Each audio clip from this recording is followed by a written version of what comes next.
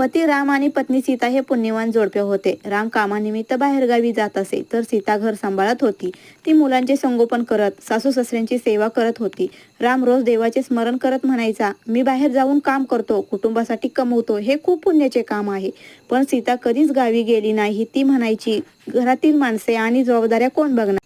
काही वर्षांनी दोघांचे निधन झाले आणि त्यांना यमराजासमोर नेण्यात आले. राम म्हणाला, यमराज, मी माझ्या कुटुंबासाठी खूप पुण्याचे काम केले आहे.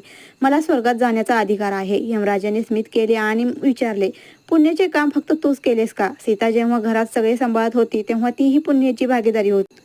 राम विचारात पडला. यमराज पुढे म्हणाले, दोघांनीही आपापल्या परीने जबाबदाऱ्या पार पाडल्या आहेत. त्यामुळे स्वर्गाची जागा तुम्हा दोघांना आहे. पण लक्षात ठेवा, घराबाहेरचे काम आणि घरातले काम दोन्हीही महत्त्वाचे असतात. राम आणि सीता दोघेही स्वर्गात गेले. परंतु त्यानंतर रामूला समजले की पुण्य केवळ कष्टात नाही, तर त्या मागच्या सेवेभावात आहे. ही कहाणी आवडली असेल तर जाताना रामकृष्ण